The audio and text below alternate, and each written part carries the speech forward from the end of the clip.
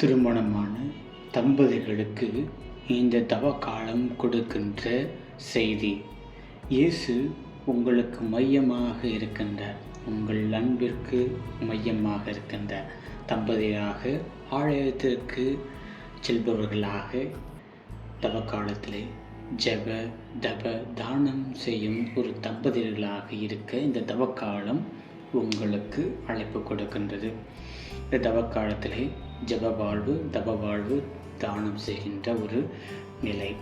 இதிலே ஜப வாழ்வு நாம் நமது பணியின் இடத்திலே குடும்ப பொறுப்புகளிடையே ஜபத்திற்கான நேரத்தை தினமும் சிறிது நேரம் ஒதுக்க வேண்டும்.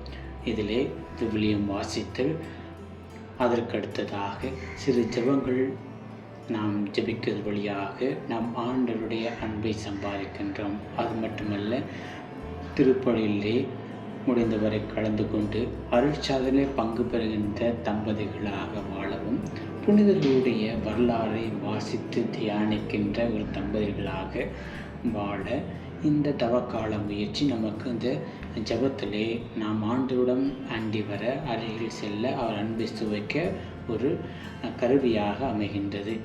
இரண்டாவதாக உண்ணா நோன்பு. நமக்கு பிடித்த உணவை தவிர்த்தல்.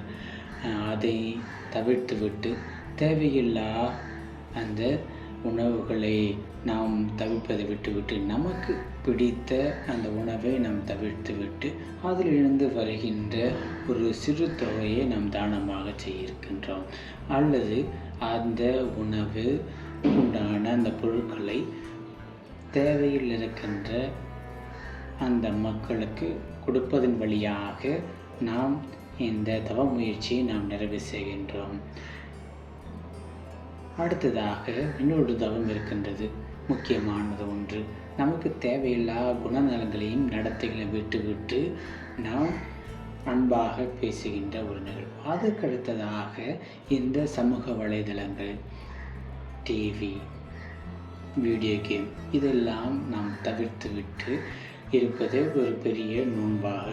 அதற்கடுத்ததாக என்னோடு இருக்கின்ற துணையை எதிர்மறையாக பேசாமல் இருப்பது, கீழ்த்தரமாக அவர்களை தீர்ப்பிடுவது, தவறாக பேசுகின்ற ஒரு வார்த்தையை தவிர்த்தல் நலன் பயக்கும். இதெல்லாம் ஒரு வகையிலே நோன்புதான்.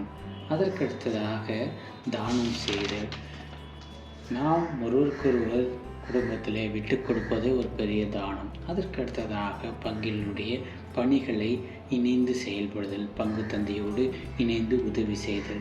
நான் வாலண்டியாக நான் செய்கின்றேன் என்று செய்யக்கூடிய அந்த ஒரு தானம். அதற்கடுத்ததாக என்னுடைய மாத செலவிலே எதை குறைக்க முடியும் என்று பார்த்து அதில் இருக்கின்ற அந்த சிறு தொகையை திருச்சபையின் வழியாகவோ இல்லை மற்ற சமூக சேவை மையங்களுக்கோ கொடுத்து, இல்லை உங்களுக்கு தெரிந்த அந்த நபர்களை பார்த்து கொடுப்பதன் வழியாக அந்த தானம் நிறைவு பெறுகின்றது.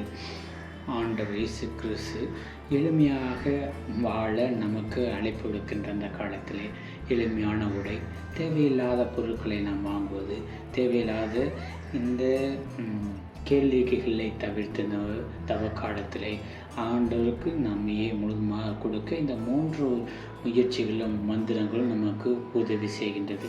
எனவே தம்பதிகளாகிய நீங்கள் இந்த ஜப வாழ்வு நான் எப்படி செய்ய இருக்கின்றேன், என்னுடைய தவம் நோன்பு தனிப்பட்ட முறையில் இருக்கக்கூடிய நோன்பு, அதற்கடுத்ததாக 3வது வகையிலே என்னுடைய தானம், நான் யாருக்கு நான் கொடுக்கின்றேன், தானமாக நான் எதை கொடுக்கின்றேன் என்று எதை நான் சாக்ரிஃபைஸை நான் விரும்புகிறேன் அப்படின்னு சொல்லிட்டு சிந்திக்க இந்த தவக்காலம் 40 நாளும் நமக்கு உதவி செய்கின்றது. தினந்தோறும் இந்த 3 செயல்களிலே 3 மந்திரமாக மனதில் எடுத்துக்கொண்டு தினமும் இந்த 3 காரியங்களை செய்ய இந்த திருச்சபை அழைப்பு விடுக்கின்றது. தம்பதிகளாக இதை செய்ய நீங்கள் முன்வர முடிகிறதா? இது இந்த 40 நாளும் நமக்கு வருகின்ற ஒரு சோதனையாக தான் இருக்கின்றது. ஆண்டவர் இயேசு கிறிஸ்துவினுடைய அந்த உயிர்ப்பு பெற விழாவை கொண்டாட இந்த ஜப வாழ்வு, தவ வாழ்வு, தர்ம வாழ்வு உங்களுக்கு அழைப்பு கொடுக்கின்றது.